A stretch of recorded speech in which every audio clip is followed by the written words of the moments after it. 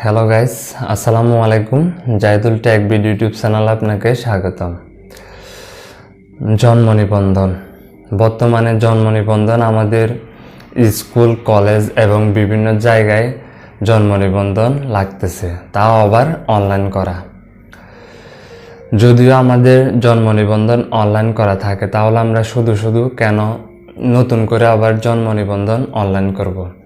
আজকের ভিডিওর মাধ্যমে আমি আপনাদেরকে দেখাবো আপনার জন্ম নিবন্ধন অনলাইন করা আছে কিনা।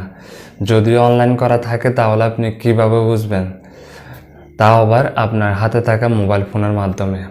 আজকের ভিডিওতে আমি আপনাদেরকে দেখাবো আপনার জন্ম নিবন্ধনটি অনলাইন করা আছে কিনা এবং ভেরিফাই করা আছে কিনা। যদি অনলাইন করা থাকে তাহলে কিভাবে ডাউনলোড করবেন তা আজকের ভিডিওতে দেখাবো। তার জন্য আপনাকে ছোট্ট একটা কাজ করতে হবে, সেটা হচ্ছে ভিডিওটি স্কিপ না করে সম্পূর্ণ দেখতে হবে। আর যদি আপনি ভিডিওটি ফেসবুক পেজ থেকে দেখে থাকেন তাহলে আমাদের পেজটি ফলো করবেন।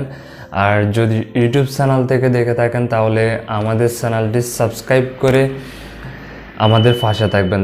তাহলে আমরা নিত্য নতুন ভিডিও দেওয়ার সাথে সাথে আপনি সবার আগে পেয়ে যাবেন। সো বেশি কথা না বাড়িয়ে মূল ভিডিওটি শুরু করা যাক। এখন আমাদের যে কোনো একটি ব্রাউজারে প্রবেশ করতে হবে।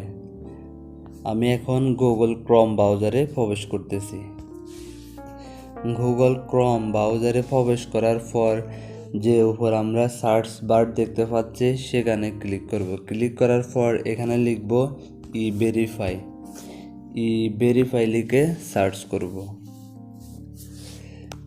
ভেরিফাই লিখে সার্চ করার পর বন্ধুরা দেখতে পাচ্ছেন উপরে একটা ওয়েবসাইট শো করতেছে, birth and date verification.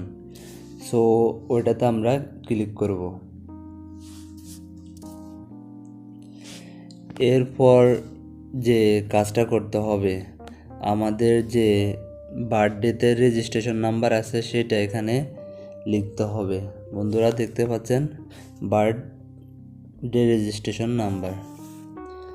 So এখন আমি এখানে একটি বার্থডে রেজিস্ট্রেশন নাম্বার দিব।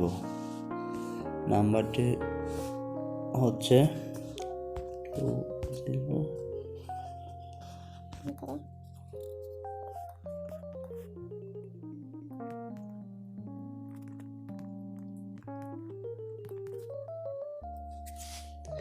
এবার হচ্ছে বার্থডে ডেট, এখানে বার্থডে ডেট দিতে হবে।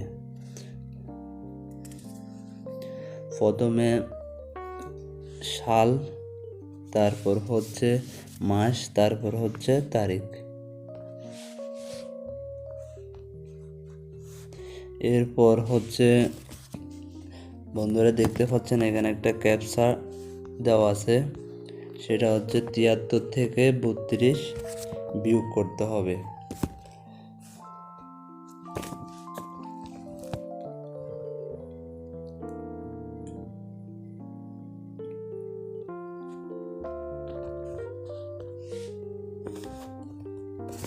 বন্ধুরা দেখতে পাচ্ছেন